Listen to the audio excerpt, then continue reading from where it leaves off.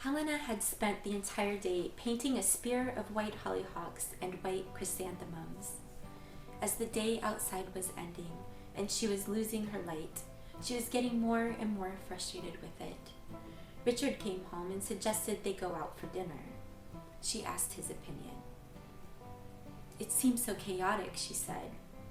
"I like it. It looks quite complex and endearing." "Me or the painting?" He suggested they have dinner and come back to reconsider it. She reluctantly agreed. There was a little dinner just around the corner. The gas lights on the street were being lit as they walked over. She was very quiet.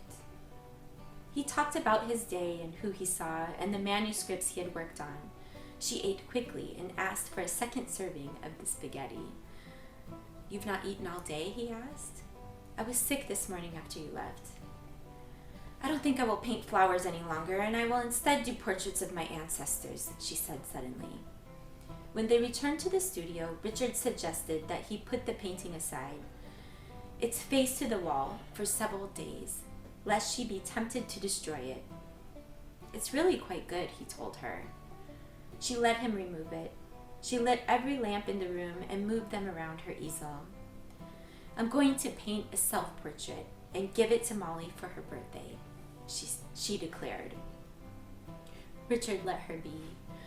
It was apparent to him that she was worked up, and it might be a while before she would let him in on whatever it was.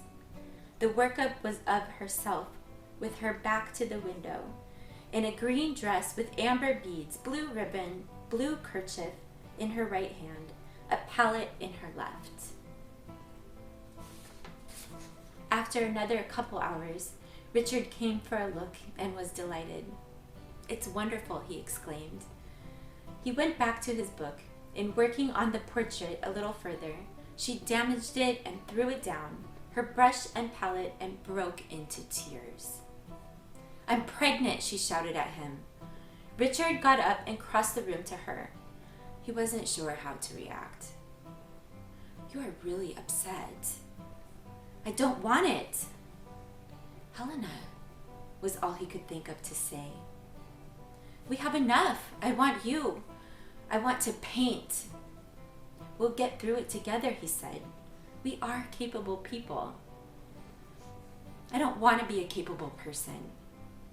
She went to their bedroom and threw herself across the bed. He could hear her sobbing. The painting could be repaired, he thought. Picking up her easel and brush, he cleaned both and left them on her stool. There was a spot on the floor as well that needed to be wiped. Turning off all the lights, he joined her in the bedroom and lit the lamp there. She was quieter now. He sat next to her and held her hand. After a bit, she pulled on his hand for him to come lay beside her.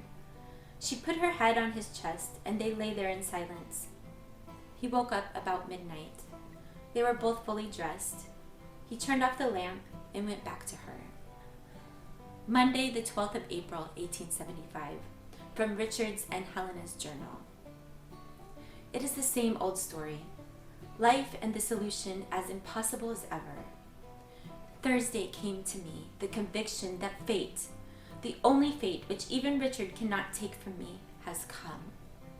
The dreadful woman curse.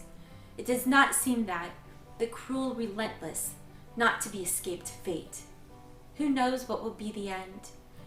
This is what no one can understand. The whole picture depends on this. Youth, art, freedom, even life, though that seems less to me than it did last week ago. All are risked.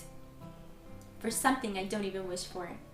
Something which has no attraction for me, and against my wish, although through my own act, I have all I want in Richard. There is no place unfulfilled. There is no wish for another. Why should I add a burden to myself and to him? Why should I have what I don't know what to do with, while those who wish have not? For women like me and Mrs.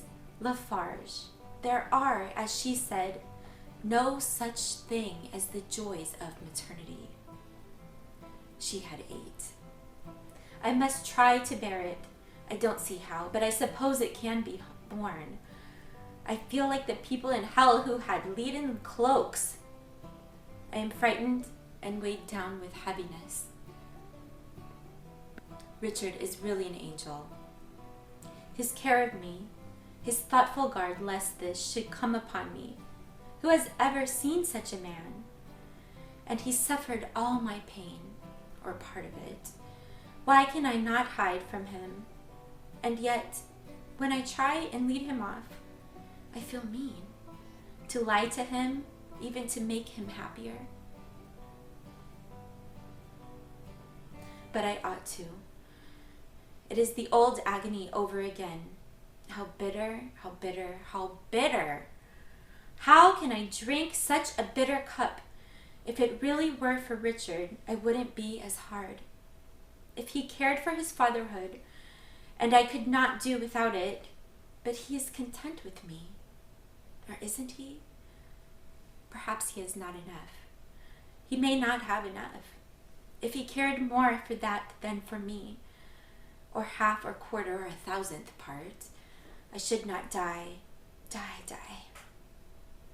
For a little hour I have had wings.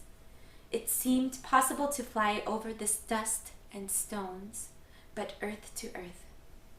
What right do I have to soar? Unreal reality clips only real wings. My poor, poor boy. Our summer holiday lasted 10 months, but it is over now. But love me, my darling, and don't pity me. Think of being again to be pitied. It is very grinding, but pride is against the laws, as everything else is that raises you from within. Tuesday I wrote this, last night, and this morning it seems to me happiness to be able to say